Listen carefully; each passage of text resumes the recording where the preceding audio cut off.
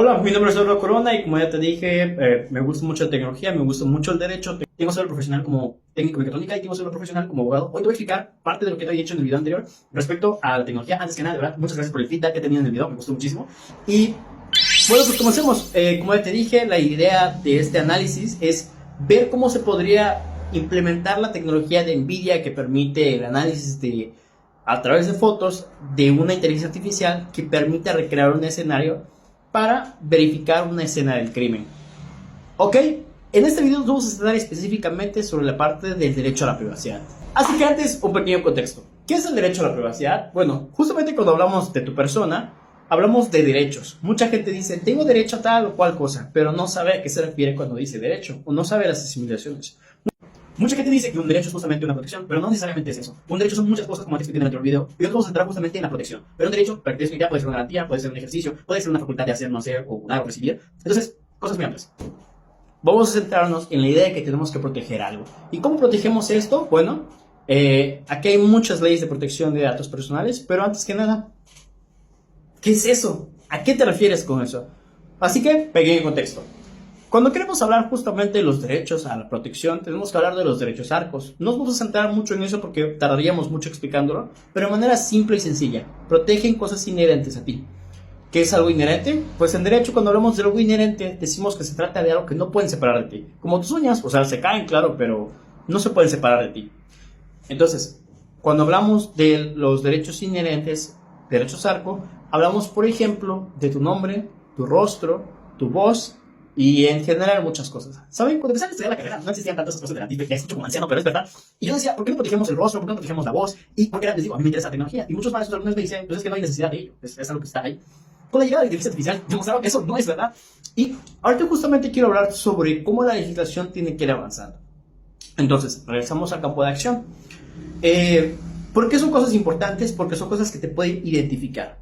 Por ejemplo, yo puedo tener el mismo nombre que tú tienes, que yo creo que no, porque mi nombre está muy largo, pero lo que no tenemos lo que tenemos de diferencia, por ejemplo, puede ser el año en que nacimos, el lugar donde vivimos, cuestiones de ese estilo. Entonces, entre más datos tengamos de una persona, más podemos identificarlo. Tú me vas a decir, ¿de qué sirve proteger el nombre? Bueno, por si no lo sabes, por sacar un préstamo, por ejemplo, es muy fácil. Entonces, si yo tuviera tu número de seguridad social, si yo tuviera tu número de credencial de lector, podría falsificar tu INE, podría falsificar tu nombre, hacerme pasar por ti con una aplicación de deepfake y pedir un préstamo a tu nombre. Hay muchos apps donde es muy fácil pedir un préstamo de una persona o nombre de otra persona. Entonces, la protección de estos datos personales es importante, como ya te dije. Ahora, regresamos al campo de acción, que ya les dije que parece que nos estamos desviando, pero no, quiero repetir contexto. Regresamos a la implementación de esa tecnología de IA que nos permite a través de imágenes analizar esa situación. Regresamos al ejemplo que les puse en el anterior video, ¿no? Un hecho de tránsito. Resulta ser que el policía empieza a tomar fotos, pero ustedes saben que siempre que hay un hecho de tránsito, hay gente, o sea, nos da, mucha gente dice, yo no soy chismoso, bro, vas más lento para ver lo que está pasando, ¿no? Entonces, si tú quieres tomar fotos de lo que efectivamente pasó, tendrías necesariamente que tomar fotos de las personas que están ahí. Y eso implicaría que estuvieras, por lo menos, fotos que pudieran señalar a las personas. Como ya te dije, esta tecnología reconstruye estas imágenes y las transforma en un espacio virtual para que tú las puedas modificar. Con las imágenes que tengas de esas personas, podrías recrear sus rostros y generar deepfakes, lo que nos lleva al tema ético que te platiqué. ¿Qué pasaría en caso de que quisiéramos administrar esta situación? Aquí nos vamos a centrar en los dos supuestos. Por ejemplo, que sea a través de la administración pública o a través de una empresa privada. Tú me vas a decir qué significa cada uno. Lo que siempre has hablado en México, nacionalizar o privatizar. Yo creo que primero vamos a empezar con la privatización porque es la más fácil de hablar. Cuando hablamos de privatizar, lo que es concederle el permiso, en este caso, a una empresa para que desarrolle esta tecnología y poderla utilizar. Cada tipo de compañía tiene un procedimiento, pero en general cuando se habla de privatizar de esta forma o de un procedimiento, se le paga como una concesión o se le paga un permiso o algo así a la empresa para utilizar su tecnología. Hay muchos ejemplos de por qué la privatización puede ser mala, pero necesariamente se utiliza mucho la licitación. Aquí no vamos a entrar en debates, pero nos centramos en esa parte, ¿no? Ahora bien, ¿Cuáles son las ventajas de la privatización? Que, por ejemplo, no tendríamos que desarrollar la tecnología, simplemente tendríamos que modificarla. Modificarla porque realmente, por ejemplo, si tú investigas y intentas descubrir que crear una IA o modificar una IA no es tan fácil, no es como que le pases los parámetros y ya no, o sea, lleva su tiempo, necesitas personal y claro que se necesitaría capacitar a gente para que pueda administrar justicia con esta situación, ¿no? Ahora bien, otra de las ventajas que tiene es justamente esa situación de que se ve un ahorro el estar comprando equipos informáticos especializados, como ya te dije. Ahora, regresamos al campo de acción. Imaginemos que una empresa, no necesariamente la que les dije, tiene a su cargo llevar esta situación. ¿Qué ocurriría cuando tú empiezas a pasarle fotos? Y resulta que, por ejemplo, los hackearon y tuvieron una violación de privacidad. Si quisiéramos pasarle toda esta información de los hechos de tránsito, tendríamos necesariamente que hacer un contrato en donde se hable de los derechos a la privacidad y ellos tendrían que ser solidarios con la información que obtengan a través de los derechos ARCOS. Estas personas que se encarguen de la administración de estos recursos informáticos, por ejemplo, de la construcción de servidores, su modificación y su mantenimiento, tendrían que estar solidariamente obligados al resarcimiento en caso de un problema relacionado con una filtración de datos, por ejemplo. Hace unos años pasó una noticia, te lo voy a dejar aquí, en donde resulta ser que al SAT logró meterle criptominería para que a través de cada vez que te vas a dar tus facturas, resultaba que tú estabas minando. Por si no sabes qué es minar, utilizaban tu computadora, equipo, teléfono, lo que sea, para generar bloques de análisis para que con la tecnología blockchain se pueda hacer comprobaciones. Y en español, utilizando tu computadora, utilizando tu poder de cómputo para administrar información y ellos cobrar un dividendo. Entonces, básicamente ponían a trabajar las computadoras del SAT.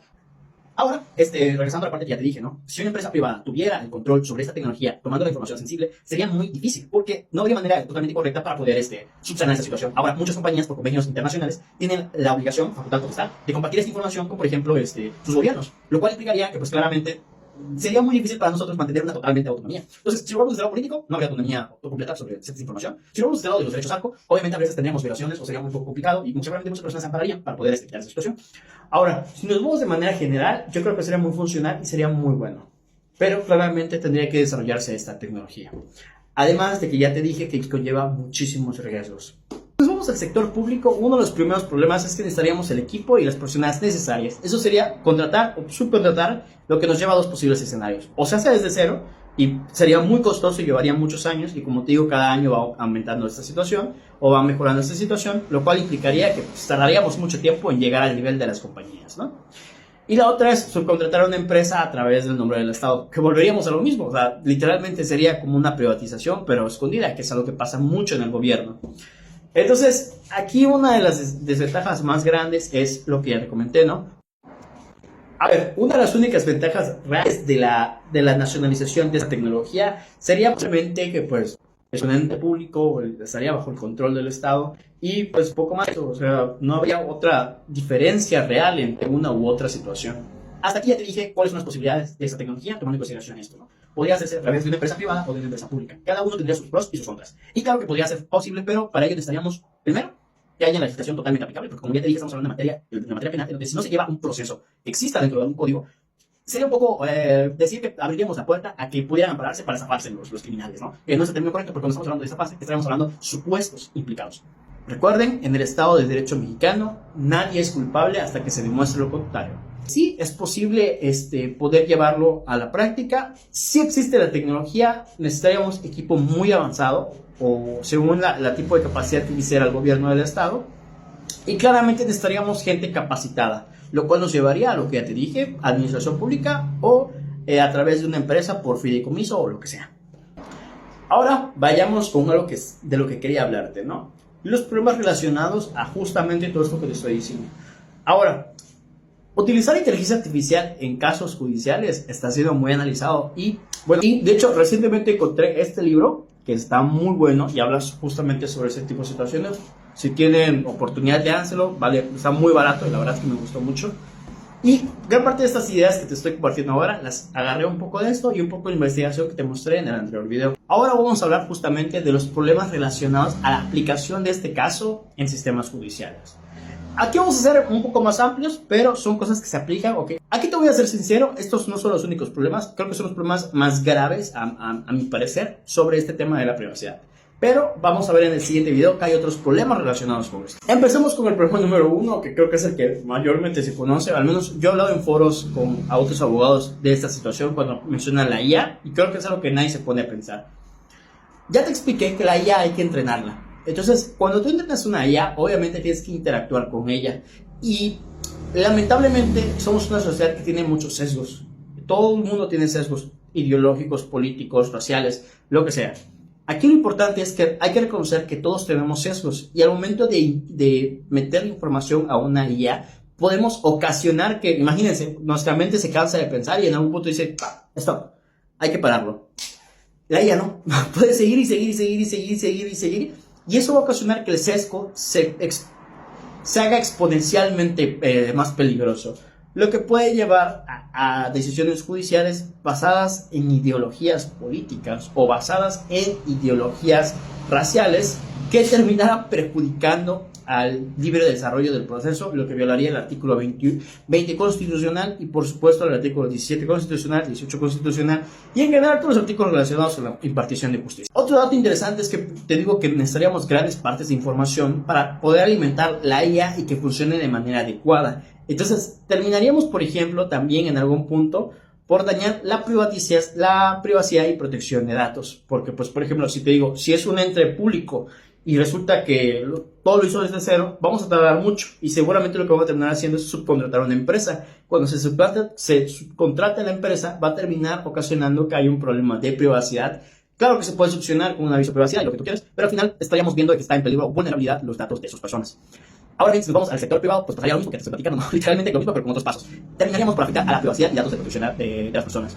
Volvemos al ejemplo que te dije, el accidente, toman las fotos, y resulta que tienes que tomar fotos porque, por ejemplo, es un accidente en el que hubo involucrado una cochera. Hay que tomar fotos de los vecinos, hay que tomar fotos de los semáforos, hay que tomar fotos de las personas que están ahí, y, bueno, se violarían un montón de derechos a la privacidad. Ahora, hay otra parte muy importante. Como ya te dije, esta información por la cual se le entrena a la IA, muchas veces no es tan regulada, de hecho no hay una regulación, y muchos gobiernos, por ejemplo, el caso de la Unión Europea en su conjunto, quieren regular la forma en cómo se dan esta información o qué tipo de información se les da a la inteligencia artificial, lo que terminaría por una falta de transparencia, porque muchos de estos sistemas, no sé si sabes cómo funciona una IA, si no, pues puedes investigar en YouTube o lo que sea, vas a darte cuenta que se hace a través de algoritmos, que muchos de los algoritmos son tan complejos que los propios ingenieros encargados de los proyectos por sí solos no pueden explicártelo, porque cada uno se encarga de una parte que luego se integrará aún más grande. Entonces, si los mismos creadores muchas veces tienden a tener problemas para explicar sus algoritmos, imagínate cuando le quieras explicar a través del artículo 16 constitucional, 17 constitucional, 14 constitucional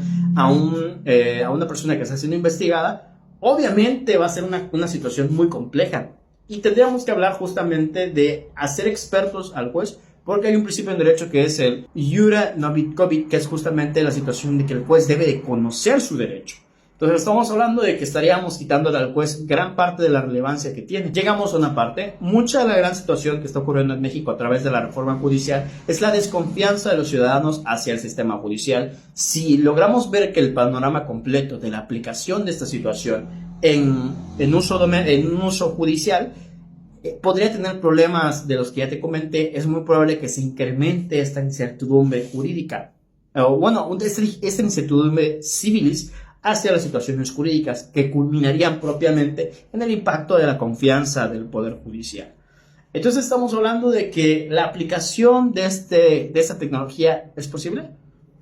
A ver, hasta aquí recapitulemos, ¿no? Ya te expliqué que es un derecho algo, ya te expliqué cómo se puede vulnerar, ya te expliqué que hay formas de compensar esa vulneración, o hay formas de contratarlo, ya te expliqué también los problemas relacionados, ya te expliqué cómo podría aplicarse. Entonces aquí empezamos la parte interesante, ¿no? Las conclusiones de este video.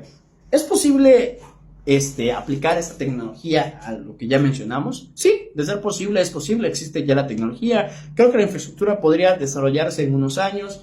Creo que necesitamos profesionistas justamente para poder desarrollarlo bien.